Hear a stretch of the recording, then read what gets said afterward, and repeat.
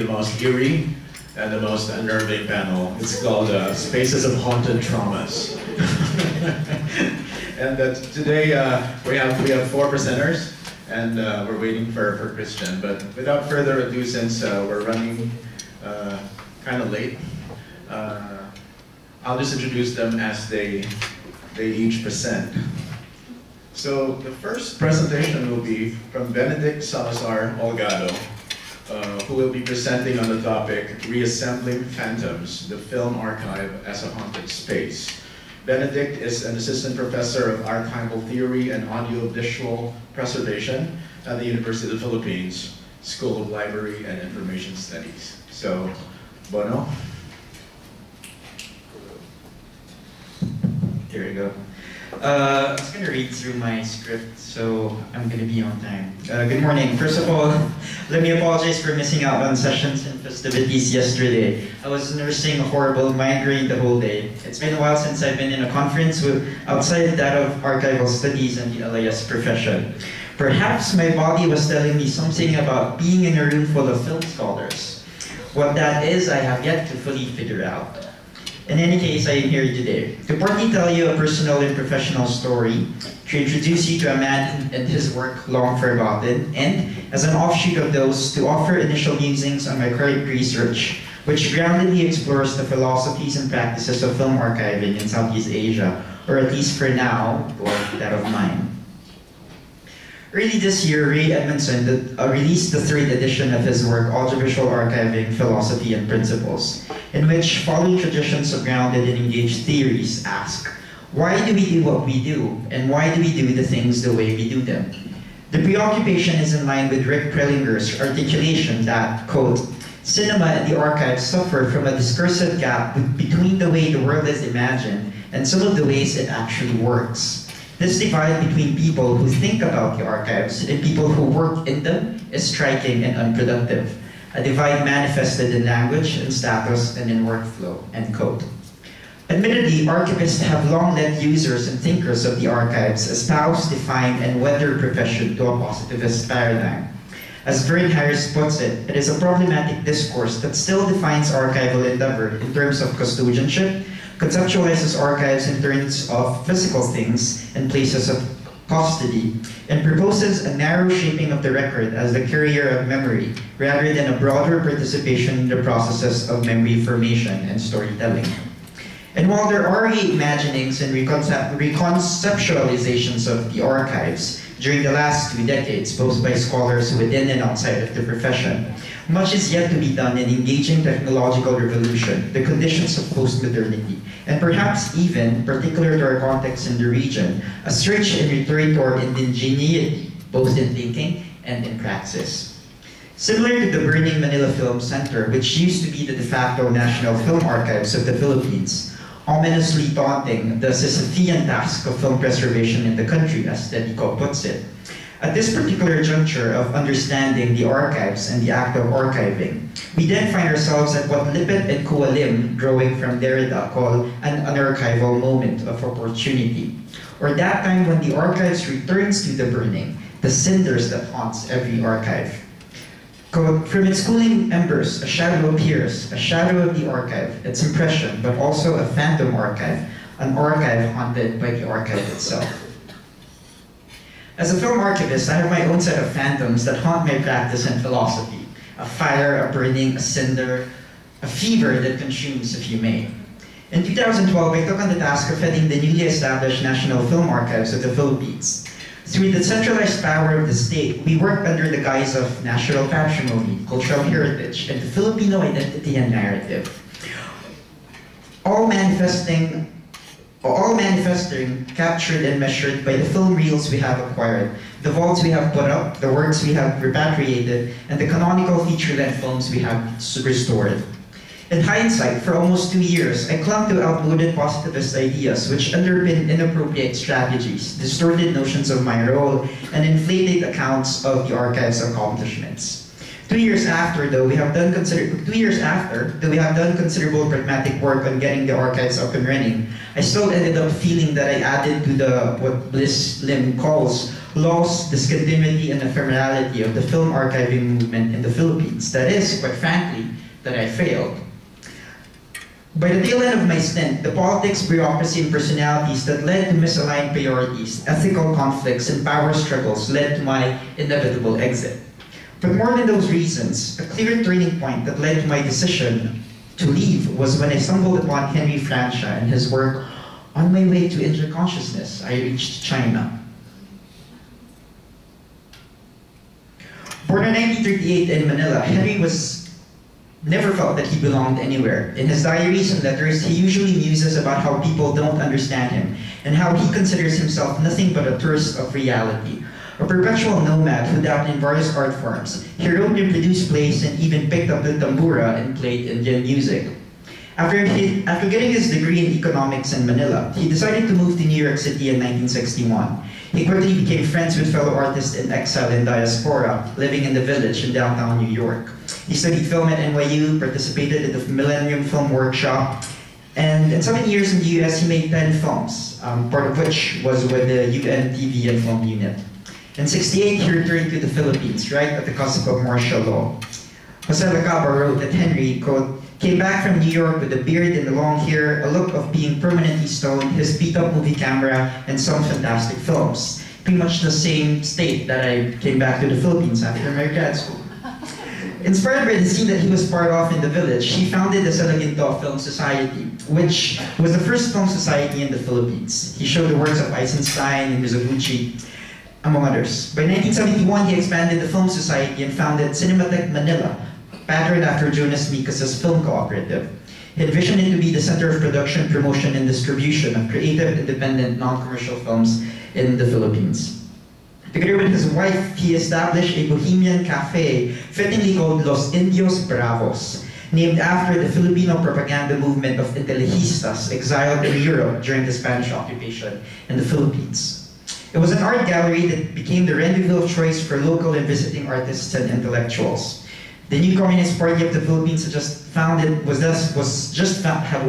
been founded then as the Marcos government mutated into a martial law regime, which obviously led to the dictator to shut down the cafe, and Henry's wife was eventually sent to jail. Henry Francia is barely, if at all, mentioned in Philippine film history. This is due to a number of things, including what happened during martial law, but also because Henry left the local scene. After martial law, he and his family lived mostly in the US. His kids grew up in the Bay Area, and he never really made a film, or at least exhibited them, by the late 70s, until his and Betsy's death in the 2000s. As such, though, he is indeed credited by film scholar Nick De Ocampo as the first Filipino avant-garde filmmaker. He is not as well regarded today as that of Kidlat Nahimik or De Ocampo himself. This, of course, does not help that none of his works are available, that is, until now. Henry, for the most part, has been painfully forgotten. In February of 1970, Henry wrote to the Rockefeller Foundation and said, "It is common knowledge that the Philippines' chief expert next to coconuts are people, nurses, maids, seafarers, and technicians. But at times there are also poets, painters, and even occasional filmmakers. But while the former are regarded as heroes back home, the artists in diaspora are not. I have always been fascinated with the theme of exile, of time and past and future merging in the present, of finding in one's way of seeing a clue to artistic catharsis. In my film, I wish to find a clue toward my self-identity." He was an artist in diaspora, perpetually occupying liminal spaces and eventually displaced from his rightful post in Philippine film history. These preoccupations consequently explored in his work On the Way to Interconsciousness, I Reached China. The film is supposed to be a three-part work, a self-portrait recording a time and place significant in the context of Henry's personal odyssey as an artist and a Filipino in diaspora. Shot on location in the Bohemian section of New York's Lower East Side, the project focuses on the lives of Francia's artist friends, which includes the Cebuano poet Bataan Faigao, the Colombian artist Eduardo Zalamea, and a Peruvian filmmaker known only as Enrique. He received financial support from the Rockefeller Foundation. In 1970, he supposedly reported that he completed parts 1 and 2 and needs additional funding to finish part 3. But there are no accounts anywhere or by anyone that he actually finished cutting part 3 of the said film. In 1968, writing for The Village Voice, Jonas Mikas called it perhaps the most beautiful film playing in town. It is a very sensitive lyrical narrative with a touch of melancholy and sadness. It is amazingly perfect. To me, this little film is the most original cinematic event in town, and it shouldn't be missed by those who are ready for it. I'm going to show a few sentences of I reached China consciousness. I hope everything's alright.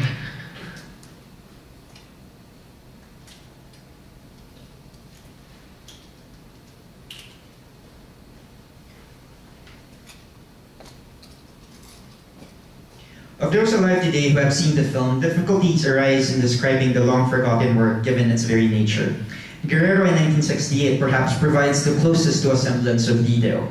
Quote, filming his subjects at close hand in a variety of random daily activities, Francia has really interwoven the resultant images and episodes, thus lifting them from the banal and creating a rich cinematic fabric, highly suggestive of the fragmented lives it portrays.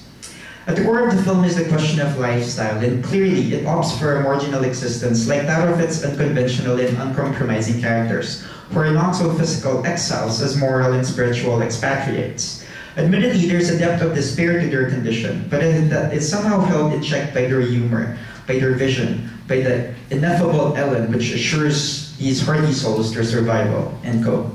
A film which Lacaba describes as one that, quote, garbled tenses and omitted connectives, mixing memory and desire, illusion and reality, truth and consequence.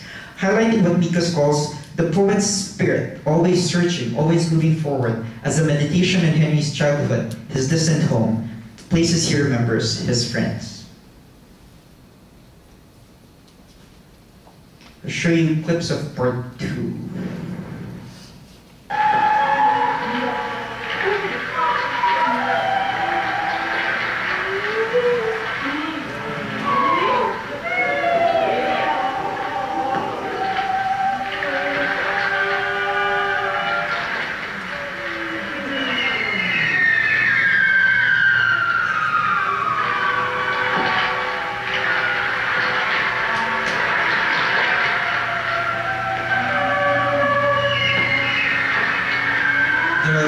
Reassemblage or restoration for this particular part took us probably around 6 months of work.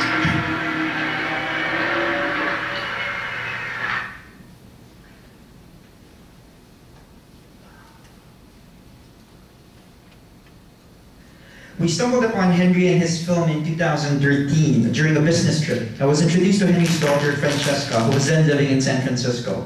One thing led to another, and we ended up talking about his father and his films, fragments of which he had kept all these years, but recently handed over to the Pacific Film Archives in Berkeley. Soon after, I found myself visiting the dear colleague Mona Nagay at the archives, and thus began the work in restoring Henry's film. It was a hard sell. The Film Development Council and the National Film Archives, though expressing interest in the project, couldn't be bothered to throw resources at the endeavor. It was, after all, to quote them, counterintuitive to the grand national canonical cinematic narrative which it was pursuing. Support came elsewhere. I got in touch with your colleagues and mentors at NYU. Bill Brand of BB Optics, together with support from Dan Strebel through the Orphan Film Symposium, took on the project pro bono. The restoration was more complicated than the other film restorations I have done and overseen thus far, mainly because of the state of the materials, the nature of the film, and the lack of literature and reference point towards a restoration. It seems the film was to consist of several parts, but appeared to have been left unfinished. Part 1 was completed and exhibited, but all seem to have left of it is a black and white slab print, presumably used for the sound mix. And 3 of possibly 4, I should skip the technical part, juggle negatives, slaps, black prints, audio tracks, usual stuff. Basically, it's confusing. We were working with disconnected elements and missing materials. There were no documentation of the artist's intent, no copies of the film in any other form. We were left with mere traces or phantoms. It was definitely far from another project we were concurrently doing during this time, which was the restoration of Lino Broca's Manila and the Claws of Light. The project was first completed and premiered at the Orphan Film Symposium in Amsterdam back in 2014. That was also my last official trip as director of the National Film Archives. Our conversations about archives suffer from an excess of practicality. Is that like final type stuff? Okay. Our conversations about archives suffer from excess of practicality. We're gonna skip this part. My dislocation from NFAD, the Film Institute, and the Philippine cinema community as a whole led me further to the world of archival studies with these new preoccupations. What is the role of the film archivist in all of this? How should we go about explaining our work? Our work on Henry's film had an immense impact on my reconception of what archiving is. That is, that archiving is an act of reassemblage, where there is creativity, fluidity, and continuance. That though it is referential, it is not fixed. That, as Vern Harris articulates, it is best understood as a sliver of a sliver of a window into process. It is a fragile thing, an enchanted thing defined by its connections to reality, not by its connections to reality, but by its open-ended layerings of construction and reconstruction, far from constituting the solid structure around which imagination can play.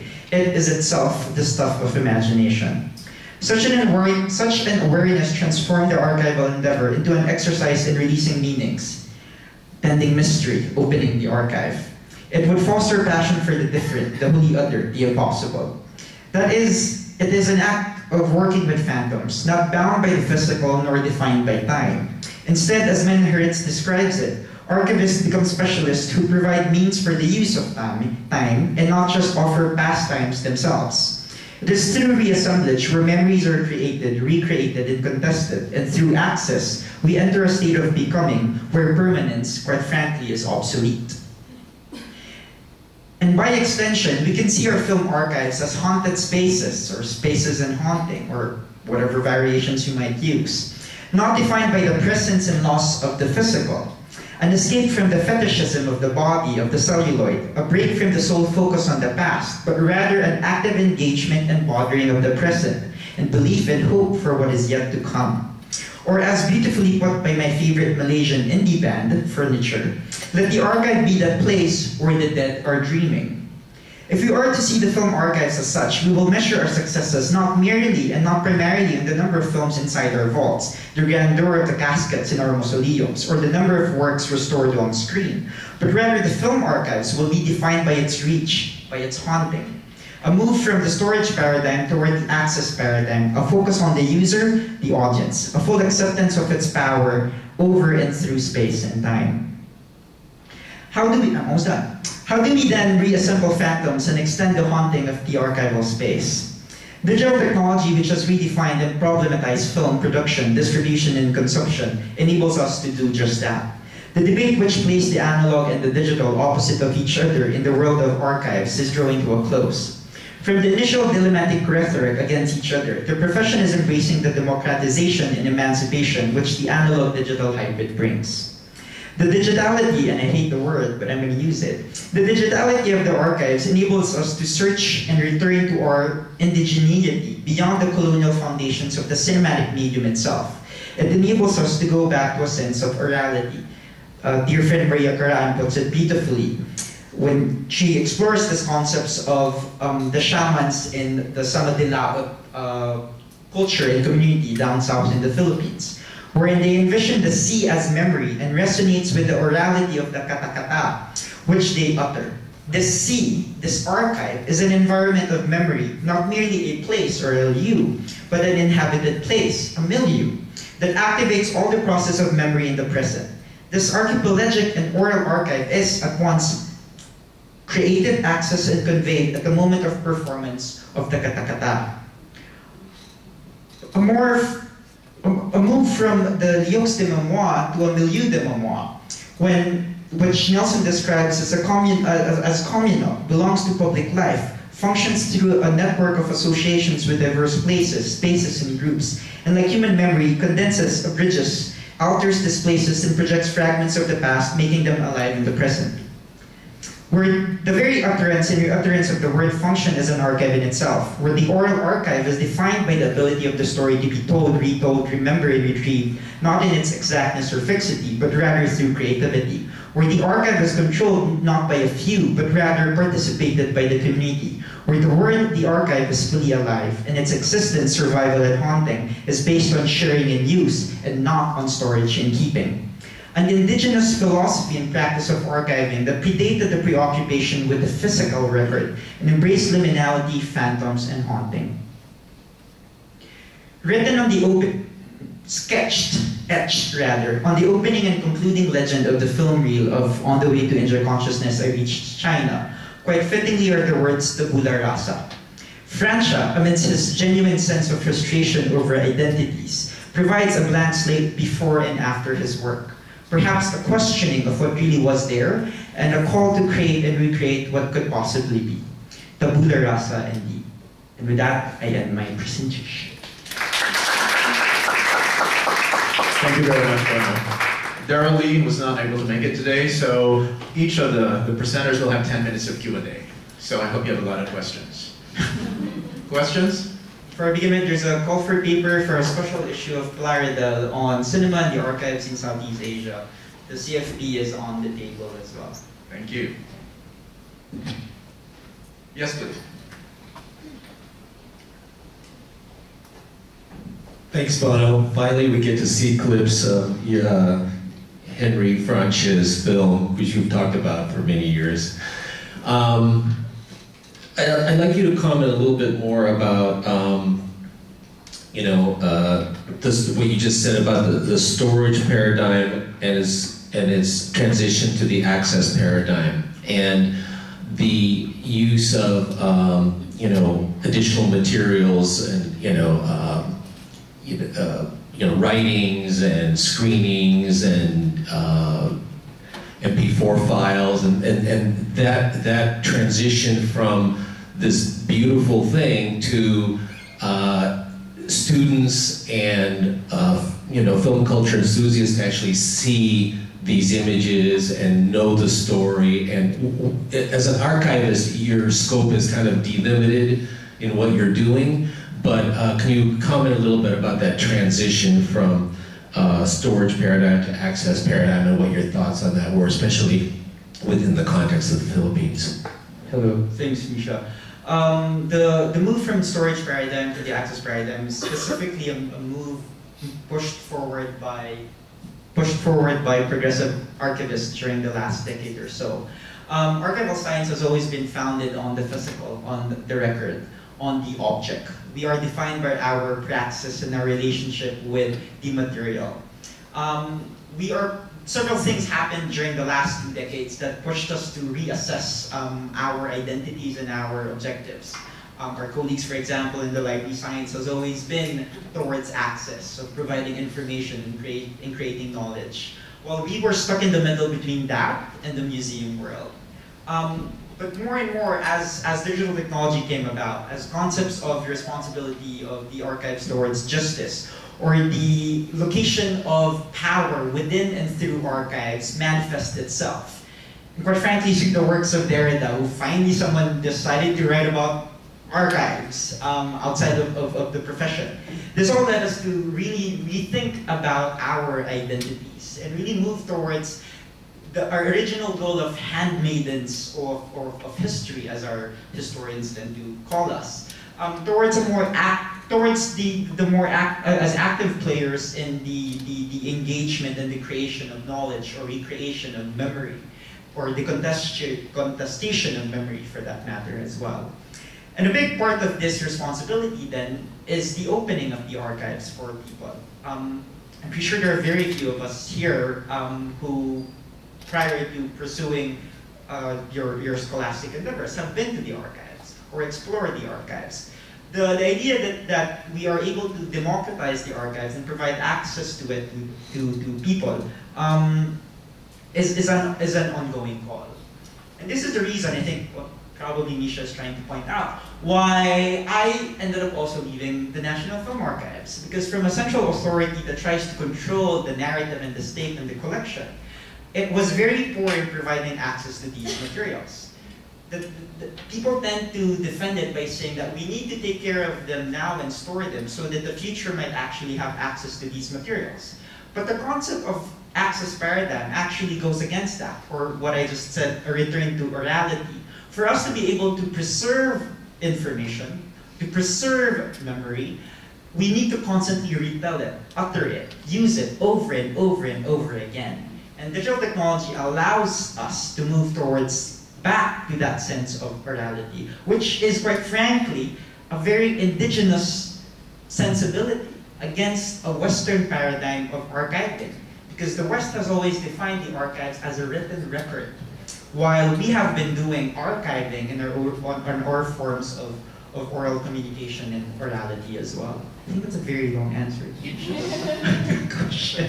No, we got more than what we bargained for, but thank you so much. That was very informative. Any other question? Over there.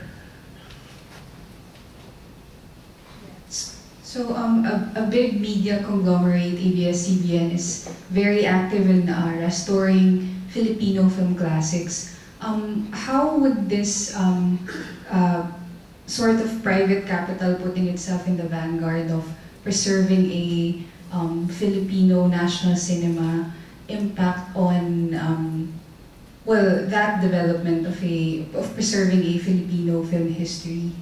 The short answer would be to wait for Liz Kualim's book, upcoming by the end of the year, which specifically delves on that, looking at forces of capitalism in the state, and the conflict between the two in terms of this archiving narrative or the archiving movement. But that's her preoccupation. From a pragmatic point of view, there came a time at the National Film Archives when I realized that the private conglomerate was doing a better job because they have the resources, they bought up all of the elements, and they secured all of the rights to most of the films from the studio era that already folded. But there remains a considerable amount of our audiovisual heritage beyond the cinematic. Our home movies, our training videos, our experimental works, documentary, television footage that is not part of that particular conglomerate's responsibility. Or narratives in the periphery, narratives outside of Manila, narratives of people that have not been heard before or preserved before as well. So I do think that the state should have had the responsibility of focusing their resources towards that particular part of our audiovisual heritage as well. While I was at the Film Archives then, I was also not quite a big fan of the studios, but at the end of the day, they're doing their job. So we have to, from a collection management point of view, you just have to identify which are the ones not being taken care of, so you could minimize redundancy and cover much more broad scope and with much depth as well. Any other questions? Gake, sorry. Just a quick one, because I think, well, we had a conversation about this, and you mentioned that perhaps the things that needed to be taken care of is sort of the beginning of the digital movement. Yes, and this is the other end of the spectrum of the digital period of archiving. Considerable amount of effort and resources in the archiving, specifically in the film archiving movement, has always focused on works from the previous generation, primarily from the 1980s going back. But the thing is, technically speaking, our works during the last decade, or our digital-born cinema, are actually of higher risk of being destroyed and being gone. Our fear as archivists, and even contemporary filmmakers don't fully grasp the weight of this risk, is that in 10, 15 years, we'll be looking at hard drives and mini DV tapes that no longer work or can't be accessed anymore. And so my fear is that my generation's cinematic heritage and output will no longer be there. And it's only during the 90s going down are the ones that we'll be able to have access to as well. So it's a constant call that we have towards contemporary filmmakers to start thinking about their digital-born films. Thank you very much, Bono. A hand for him for this wonderful experience.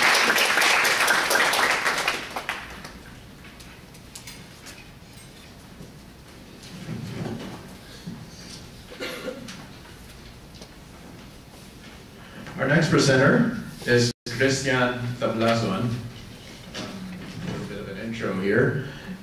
He's an instructor at the Philippine High School for the Arts and a graduate student of the University of the Philippines Film Institute. He is a recipient of several national fellowships in creative writing and arts cinema. And we love surprises. What's life without surprises? But Christian changed his topic, and his new topic now will be Lend Me Your Softness, Working Notes Toward the Visible World, a video adaptation of Enrique Jimeno Piedad's Príncipe Baldovino, which is a comedia. So take it away, Christian.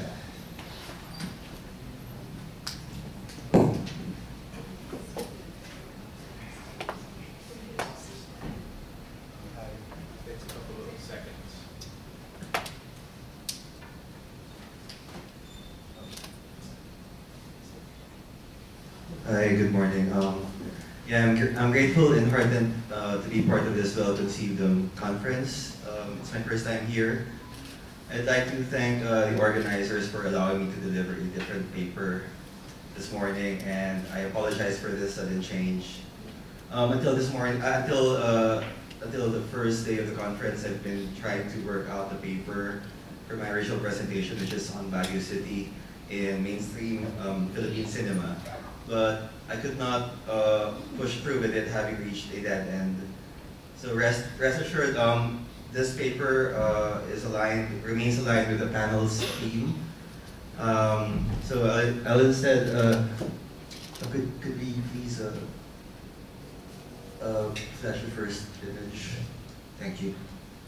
Yeah, so I'll instead discuss my ongoing work on the intermediality of video art and the specific single-channel production using the assemblage logic of the Philippine Comedia, or Moro as an analytic in reading the implications of power and desire and the many aspects of collaboration, especially in the arts and culture, during the dramatic period of the Marcos dictatorship, with the cultural center of the Philippines, or the CCP, at its center as a site of haunting that is as an overdetermined and remnant space cast as an archive of spectral traces. So first, please allow me to establish several contexts in which I wish to locate the project. So here, from Christian Castro's book, according to a number of speeches she gave during the construction of the CCP, Imelda intended for the CCP to house all the arts, from visual to literary to performing. She also meant for the CCP to symbolize her quest to uncover the beauty of the Filipino soul as expressed through art, and furthermore that this symbol be up and running. So there.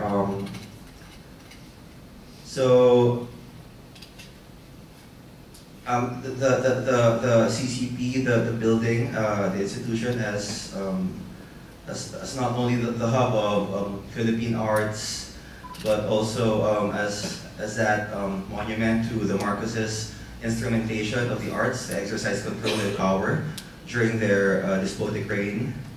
And again, the space or the site as venue to the indices of fervent delusion, unsustainable debting spree that would swamp generations of Filipinos deep in debt until 2025, and of course the baroquely decadent extravagance that has marked Imelda as an adjective. The preserved and sustained physical constitution of CCP, for example, its architecture, the 3 large chandeliers made of crystal prisms and over 5,000 capiz shells, or the photographs of the Marcoses in their glory days, which still hang in the building. And its institutional trappings, for instance, its logo. Next slide, please.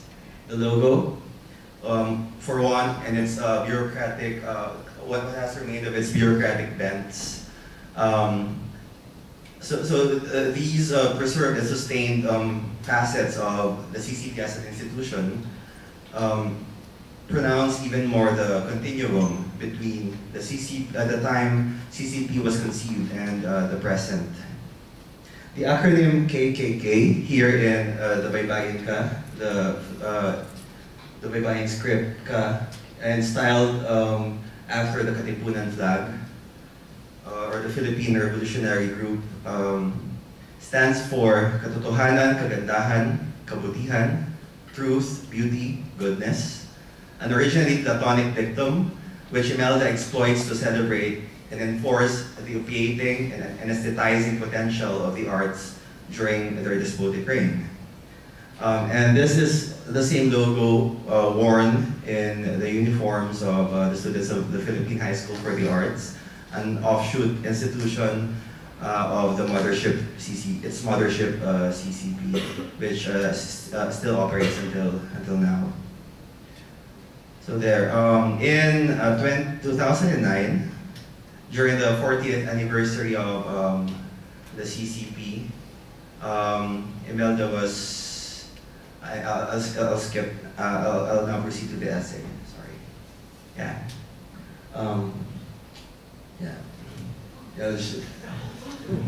So here are images from the 1971 adaptation of Piedad's Principe Baldovino. Very quickly, please. Thank you.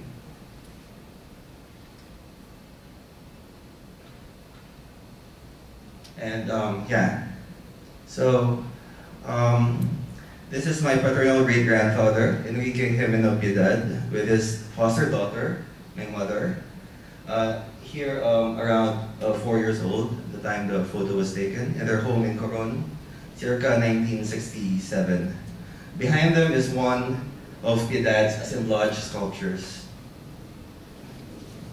All right, so yeah, Lend Me Your Softness, working notes toward the visible world, a video adaptation of Piedad's Principe Baldovino, a Commedia. Taking after the line, Lend Me Your Softness, which puts forward the erotics of negotiation, expropriation, and surrender, my project explores the various registers of softness in the processes of collaboration, adaptation, translation, correspondence, and conversion in the hybrid context of Philippine Commedia through a loose adaptation of my great-grandfather Enrique Jimeno Piedad's Principe Baldovino, circa 1936, from Coron Island, Palawan. The visible world is comprised of inflections and extracts that intimate labors of worlding and spectacle from the following materials across time periods and milieus. Metrical romances from the Charlemagne cycle of the medieval planet, the 16th century Spanish Commedia introduced in Hispanic Philippines a century later through the galleon trade, faraway and marvelous imaginary kingdoms in the subsequently hybridized comedias, script of Piedad's aforementioned 1930s version of the Charlemagne epic that he had also staged over the years on the different islands of Calamianes during town fiestas.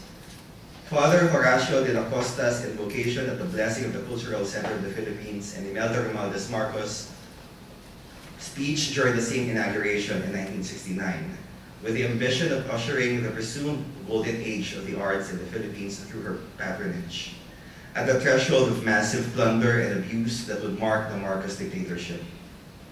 Audio documentation of national artist Rolando Tino's contemporized adaptation of Principe Baldovino, whose script he learned from Doreen Fernandez during his research in folk drama from the 19th to early 20th centuries in an effort to turn back to vernacular theater and rediscover the tradition that has been banished to the provinces, quote from Fernandez.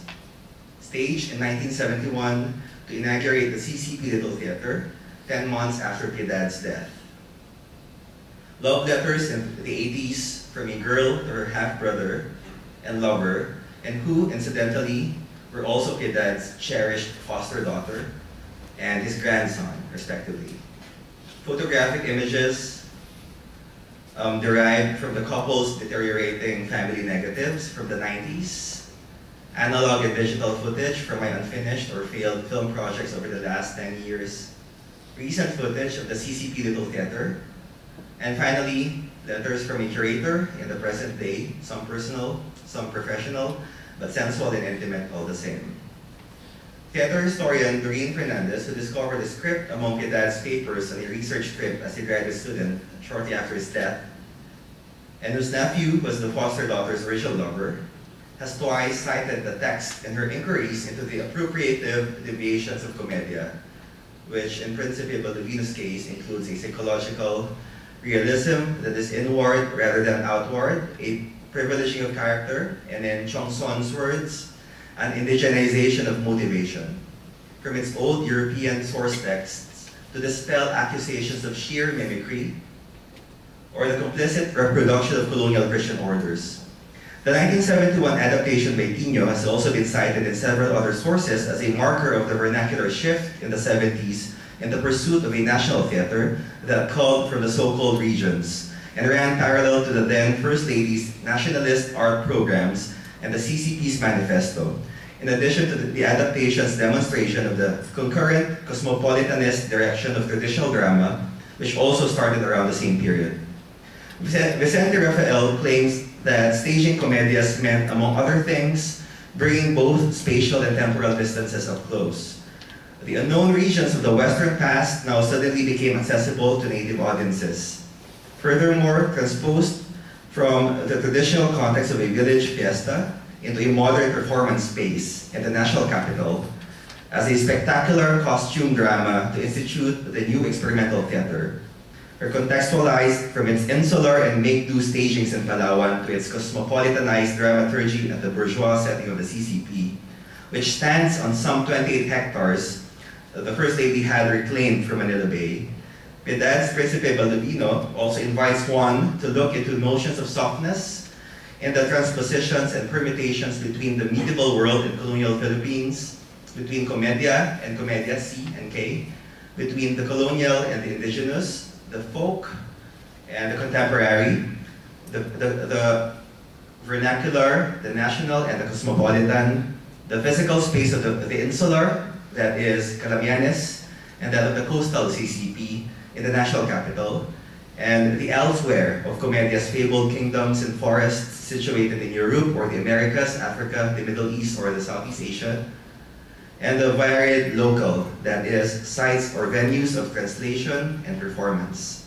Rendering comedias as amalgamations of various motifs, characters, and geographical settings, and moving the geography beyond the stage, this is a historical spectacle that makes the journey to multiple sites possible. Other than being a comedia practitioner, who also designed and created makeshift costumes and props for his productions, Piedad had a naive penchant for assemblage art, as seen in this photo. My loose adaptation of his performance text opens up significant points relating to yielding or wielding softness in the context of translation in language and medium, and the assemblage as model and process. In the course of collaborating with his work and with other texts prompted by association, in order to come up with my own version, and employing his fixation with the assemblage, I seek to lay out a continuum of artistic production and desire between Piedad and myself across personal, familial, and state histories, generating points throughout my video through borrowed and appropriated objects found within the timeline between Piedad and myself, between and beyond us. Thus, my output becomes a genealogical gesture that also recasts the line, "Lend me your softness," as an invocation to Piedad, who was simply known to the family as a rake and rascal, far from the artist and person I have only very recently encountered in the archives and the language, nuances, and probable meanings of his sole surviving work. In this project, I also wish to trace the tender and erotic but potentially endangering imperative, "Lend me your softness," in the romantic entanglement of the Muslim prince with the Christian princess, or vice versa, that characterizes the Comedia, in part as a traditional form. The Comedia almost always culminates in surrender, conquest, and amorous union, but still invokes a non-communitarian post-identity politics of overlapping interests and heterogeneous or hybrid images of the space in order to challenge notions of belonging, identity, citizenship, and even territory. In the final scene, in Antinio's adaptation, the Moro prince being baptized retains his Moro signification through his costume. although the baptism or conversion suggests that that difference is dissolved so that the prince can fit in the Christian world, the scene also foregrounds a state of submission and embrace that does not disavow that quality of strangeness that must even shadow familiarity. This is Ray quoted in Tiatko. The kings and queens, caliphs and sultans, princes and princesses, interact in combinations of love and war that bring about victories for the Christians and conversions of the Moors.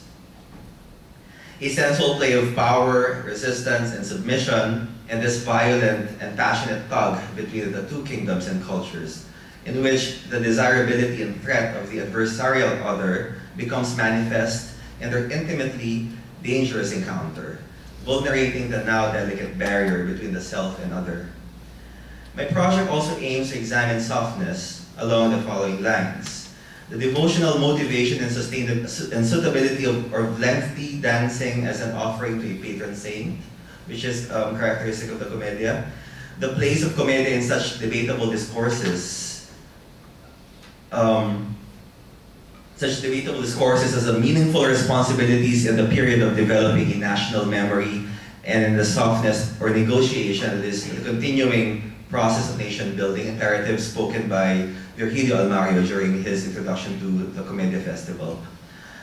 The complicity between artist and state towards the realization of work, adaptation and appropriation as modes of historiography, or ensuing fictions and false documents of these artistic processes as negotiated histories, heredity as softness, and softness as eros, or simply the place of desire in all this. Last two paragraphs, sorry. As an adaptation of various world theaters, composites of various metrical romances and their prior translations, and translations of translations for which literally no original existed. This is Raphael's cited in Tiatko.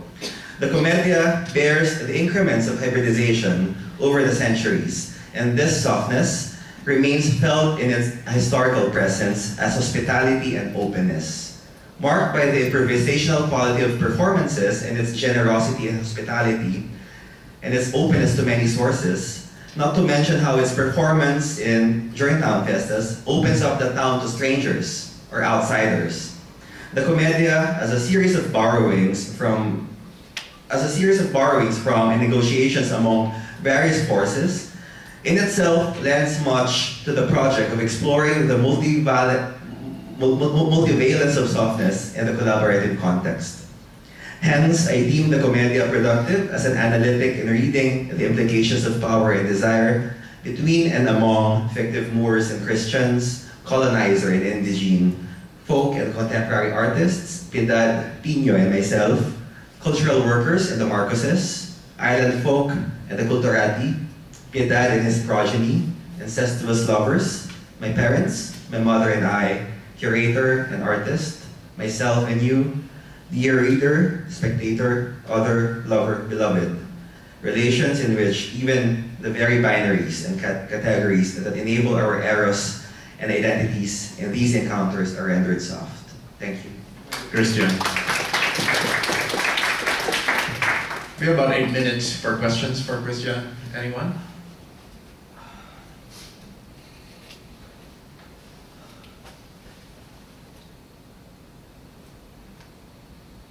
Yes, please. Just more like maybe I saw the assemblage image, and it's really interesting. It's got different, there's got cloud, and there's Soviet star, and so I know it's related to it's a family collection. So maybe you can comment more on how that is being, how that is used traditionally, and how the family put them together, and the kind of significance of this kind of symbolism in it.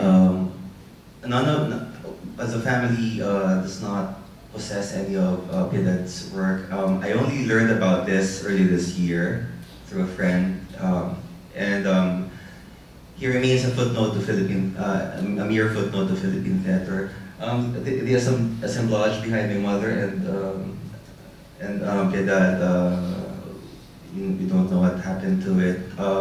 He's simply known as a rake and rascal to the family. We didn't know this until recently. Yeah. Question? Over there. Hi, thank you for your very interesting paper. I really like the idea of the assemblage theory that you're using. I wonder if this method actually kind of undoes the sort of genealogy and the familial lineage that you're sort of linking between you and your grandmother, Yes. which I think is quite interesting. And kind of paradoxical as well, right? The convolutions of familial relation in the context of the project and in my personal context are in itself an assemblage in a sense, because like I said, that man is my mother's foster father, and at the same time he's my father's father. And my mother is she's a bastard. There's this, my father's father is a Chinese merchant in Palawan, and what's the verb, impregnated, there's this house help, that's my mother's mother. So since she's a bastard, her father had her adopted, and that woman married this man. In that sense, it's an assemblage. So and my mother and my father have siblings, so there. So I don't know how else that could get diffused, given how entangled these points already are. Seems like it's more serendipitous now that you're coming together into some kind of integration. Any other question? How will you reconcile this very personal and familial histories to the national? No, because there is a mention of binaries in in several parts of the paper. For example, how this comes from a very this is a very personal project, or as a commentary as well to this a very subjective paper presentation in this seemingly objective setting, or maybe the answer there begins where the CCP as an institution comes in the family narrative. The CCP as a centerpiece in this presentation, and again in terms of softness. How to render that binary soft. We've been talking about this, and myself last night, how, in terms of independent cinema, how the notion of independent or indie is not black and white. It's not just a matter of demarcating it from the capitalist or from the institutional. It's always a history of complicity. So there. It's always it's always a convolution of complicity throughout the decades. In this case, extracting this obscure play from the islands and bringing it to Metro Manila, right? To institutionalize new experimental theater. Sorry.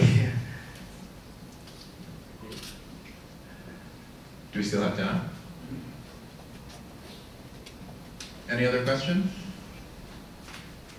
Okay, so with that, it's a wrap for Christian. Thank you very much for your self-reflective and very generous presentation. Our last presenter, but not the least certainly, is Achnas, who graduated from the Jakarta Institute of the Arts, majoring in film directing. She then took up a master's degree in film studies at the University of East Anglia in the United Kingdom, and is presently doing her PhD. Her topic today is the image, memory, and trauma in post-independence Indonesia, multi-modalities in the essayistic form. Hello. Just a correction.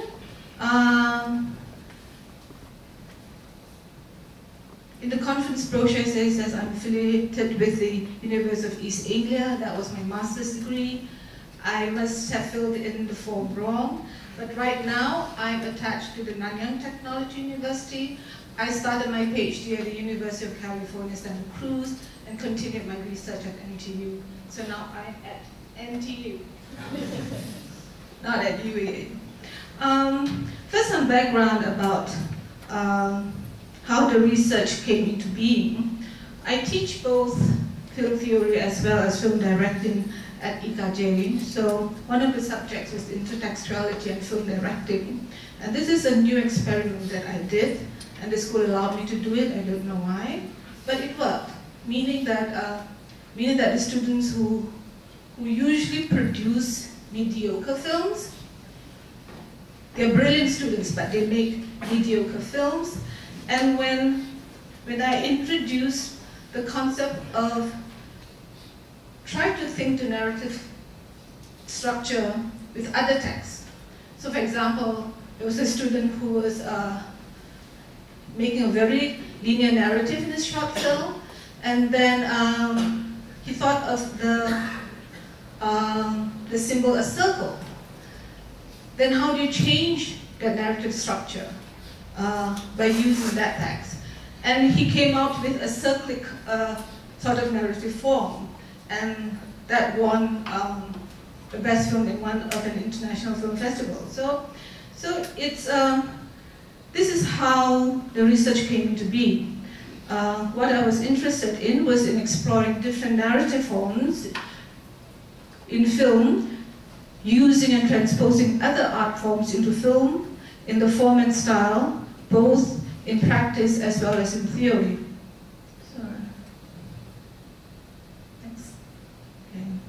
So what the structure of my presentation is the essay form, multimodality, how it ties up with the shadow puppet play, and the essay film which will be produced. The question is, that was mulling on in terms of my research is what sort of strategies can be used to create a vibrant cinema transposed from the indigenous culture? I believe that there's a need to seek out and stretch towards a new form, new techniques, hybrids and types of experience and form, dialogic relationships between other art forms as well as the mainstream cinema. So what I propose is an intentional approach by a filmmaker in the use of other cultural texts in the creation of the essayistic form of film. So this is a little bit, I'm specifically concentrating on the essay form, and the essay film, for example, we're talking about Chris Marker's film, some of Harun Farouqi's film, and then Agnes Bardo's film as well. So the essay film has a long and diverse history with the literary heritage of the essay form. The term essay signifies a range of remarkably different types of writing, from the writings of the academic essay as well as the personal essay. Due to the flexibility and the wide-ranging nature, defining what constitutes an essay remains an elusive task. The essay form continues to be defined and redefined. They are often being repositioned or reordered for specific contexts. The essay film is a genre that owes much to the literary essay tradition as recognized in modern European literature since the publication of Michel Montaigne's essays. And then we also have the essay theorists Lucas as well as Adorno. And then in medieval Japan, the Pale Book, and most recently Sebald's novels, which is considered an extremely interesting narrative structure. One of the essay film, there's only 2 books written about it actually. One is Timothy Corrigan and another one is Laura Rascaroli. She argues that the spread of new technology have created a subjective space that changes the authorial presence to a more immediate and transparent transparent presence of the subjective I. This is due to the changes that there is a resurgence in first-person narrative and self-reflexive narrative structures in all forms of mass media. What I'm particularly struck by her rationalization of how the authorial voice is weakened by the use of the subjective I, as a consequence of the decline in the objectivity in film. The use of the personal, this is an example of Montaigne. So if you notice, there's a lot of I. So the authorial voice is quite prominent in his, he has written 3 books, and it's always the I, his opinion, his worldview, his perspective about a particular problem or a particular theme. Next one. And George Lucas has always said that the essay is always concerned with something already formed, or at best with something that has been. So it starts with something, it doesn't start with an absence. Next one. So, the eyes, what I'm particularly struck is Raskolnikov's rationalization of how the authorial voice is weakened by the use of the subjective I. The use of the personal pronoun weakens his or her authority by embracing a contingent and personal viewpoint. It is, however, seen as a more truthful and honest rhetorical strategy in the essayistic cinema. I will further explore the role of the personal pronoun in my research on the essay from a non-Western context. What is interesting, I found, is that in the Indonesian literature, we very rarely use the personal pronoun I, because the I can also be a third-person pronoun. So the pronoun we can also refer to I in English, and then there are also other second and third pronouns used to denote the I in the Indonesian language, depending on the cultural conditions. So like if I speak to an elderly person, I will say my name, Nan, or saya, and then in another context I can use the personal pronoun I as kita, we. So it's an interesting, why does that happen? I mean, why isn't there an I in the Indonesian literature, which I found? So when you have not a personal pronoun, so how do we see the essay form, which predominantly uses the personal pronoun I? So what does it mean in regard with the essay form? How does it inform the element of subjectivity and first-person narrative in the essay film? And another question is, how will it change the hermeneutics of the literary essay and the essay film?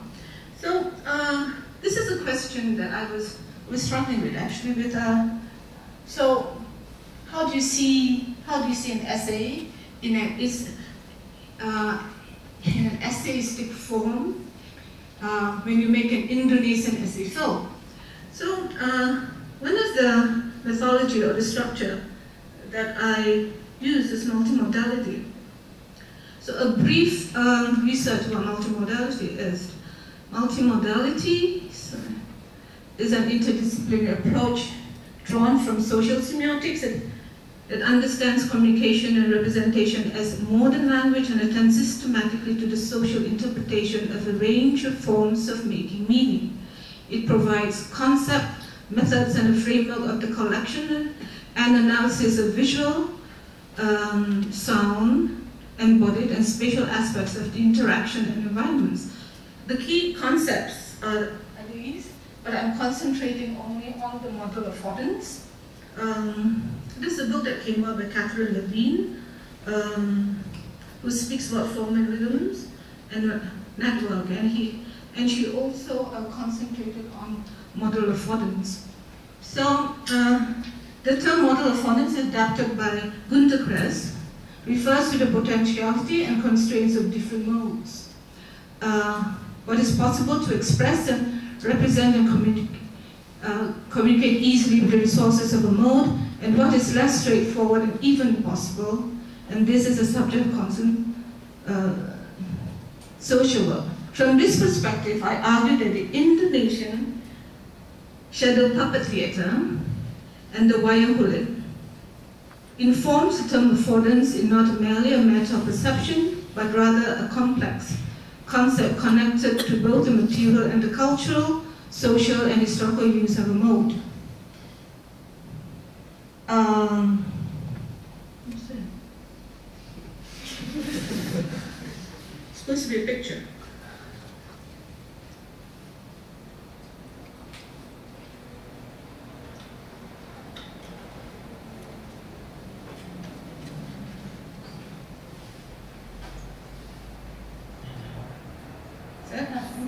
Well, anyway, you know what the wayang kulit looks like, I guess?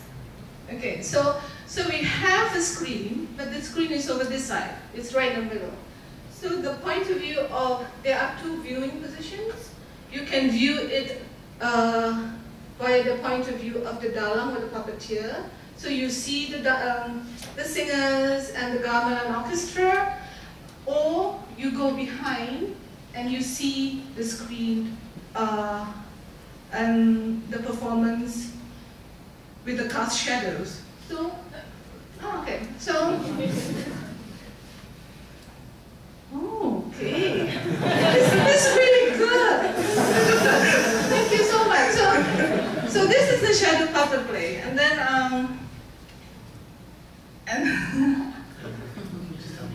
you should get a raise. I will hire you as a producer. Okay, so the my 5 minutes up now. So the dialogic process is not so much with the receiver of the text, who might not be acquainted with a specific text, but the producer of the text. So I argue that the shadow puppeteer is an essayist. When you watch the wayang performance, you see the two viewing positions, and then you see that the dalang has the freedom to create from within itself all the preconditions of the effectiveness and validity of the vision. He will create a different world filled with intended meanings based on his worldview, his point of view, using the text, the Ramayana or the Mahabharata. Okay, what has all this got to do with the film that I'm going to do? So the next one. Okay, so I'm going to use the structure of the wayang kulit. So I'm not going to show any of the shadow puppet in the film. I'm going to use the narrative structure, the form and the style, the two viewing perspective about truth, on the subject matter of human rights violations in Indonesia. So when we talk, this is the two concepts that I'll be focusing on: the absence of presence and the presence of absence. And when you see, this is, for example, the image of the missing activists. We've been missing for decades and nobody knows what happened to them. So the military apparently kidnapped them, and I found out from a journalist friend that the military allegedly cremated the missing activists. And then, and there are the present that has been absent, and their voice are no longer being heard, but only through the families, and every year there's always a commemorative. And this is also in Midget. This is in Trisakti. This is the location of where the students were killed. And then now there's no more green, there's a lot of buildings and flyovers and everything else. And this is also one of the locations of the Reformation movement. And this is the image of the communists who were killed right after Suharto. And this is the diorama. That's a lot of places that shows the historical background in Indonesia. And this is the place where the communist school, where the generals were killed by the communists. This is another one. And this is another one. So these are the images that I will be using, as well as archival footage to make the essay film about human rights violations. So hopefully, maybe next conference I'll be showing the film. Thank you.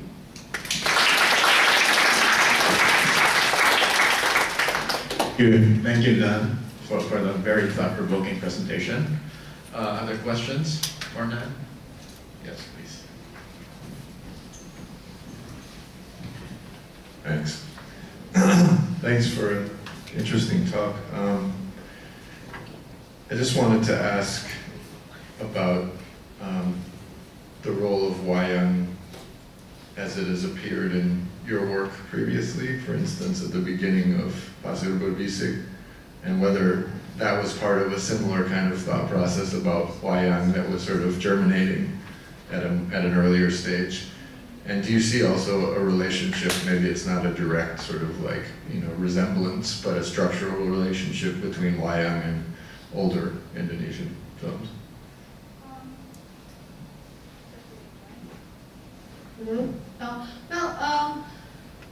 The first time I saw a wayang kulit performance, it was mind blowing because I was a teenager and I watched it. I didn't watch it actually I didn't watch it in Indonesia, but I watched it at the Indonesian embassy here in KL.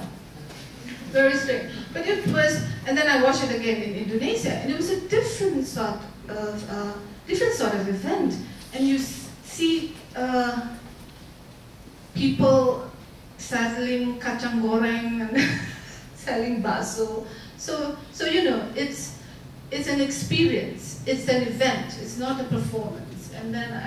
And then I see people passing notes to the Daryl and say that, hey, the person who paid for this performance wants you to praise his pedicures or whatever. So it's that sort of thing that I thought was really interesting. And it somehow I found out there's 3 things will come out in my films: the color red, and then shadows, as well as the sound of trains.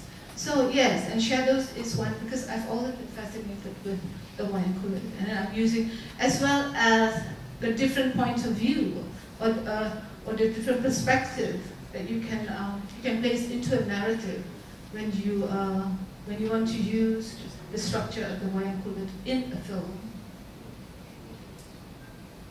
Other questions? Hi, I'm interested when you talked about using intertextuality to help your film students make better films. Can you elaborate more about that? Thank you. Well, basically, they have to write a script for their short film, which is like 5 minutes long.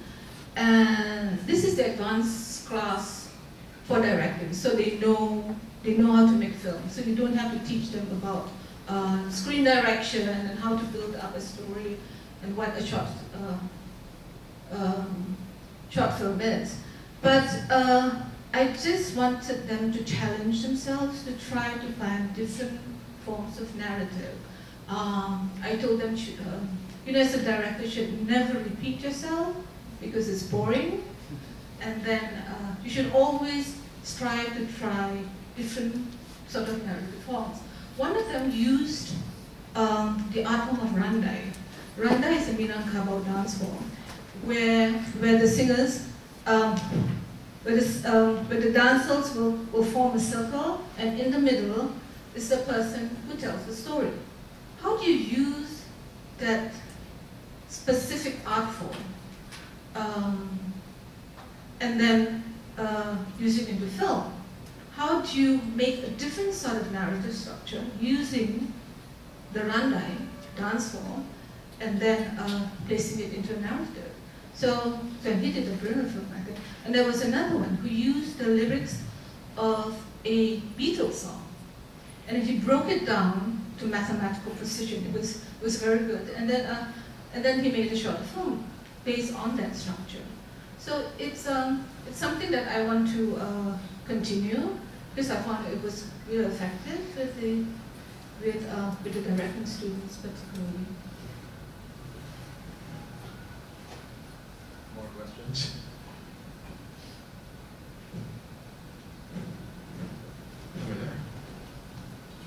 Hi, thank you for the presentation.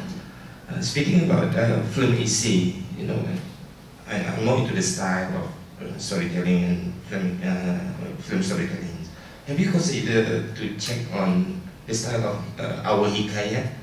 Because, you know, EC, and when we try to, you know, that way see through wayang is something that, yes, is something certainly written text, but it was performed as a performing arts, but EC and hikayat, I think is much more related, I think. Yeah, I have looked into hikayat. One of my professors was Shirley Arrington, and I think she researched about the hikayat here in Malaysia. So it was, but and then I found that it is there's no authorial position in the hikayat, because you know the feudal society. The person who apparently owns or says that this is my work is actually written by the scribes, and then so there's not a strong authorial voice. There are many voices. It's also the same in a lot the old literature like Serat Sentini in Indonesia as well. So there's no clear author who wrote the hikayat itself. We have some more time. If there are any other questions? Yes, please. Question is just a reflection that I seem to see that this is coincided. You talk about like 2 books on essay film, which I agree is so limited, but just started to explore expanding, and like coincide with larger notion of impure cinema, and then multi kind of I think the term that they use is kind of intermediate art form, which are Pichatpong and this kind of whole trope of kind of artist stroke directors trying to incorporate. And he's also talking about this whole notion of authorship and what does it mean to add the eye into this context of, you know, Southeast Asian cinema. It's full of stories and myths and everything. And his advice to like young directors, he was asked like, how do you write a proposal for a project with to get funding? And he said, if you write for Western, always put the eye. Just put the eye. But if you write for Thailand, cut all the eye out and tell it like the great and the good of the society. That's what you better do. And so he's playing the game. So it's interesting the kind of negotiation that you also kind of mentioning, and the strategy that you can add into this kind of different spaces and different audiences. It's just a comment that is kind of coinciding with this trend, which is, I find it fascinating.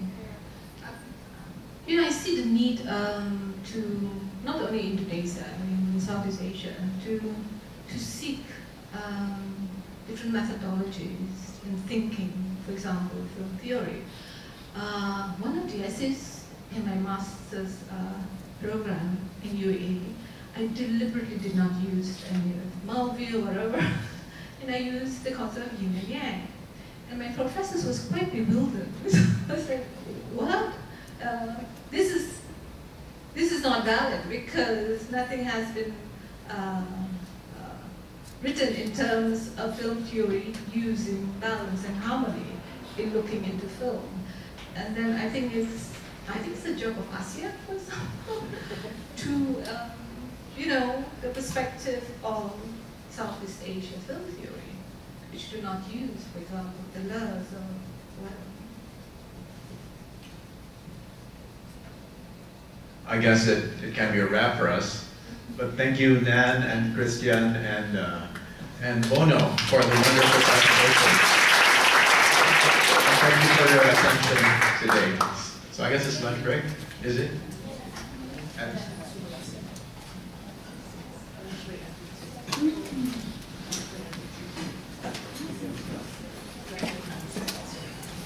Yeah, the lunch break will be until 2 p.m.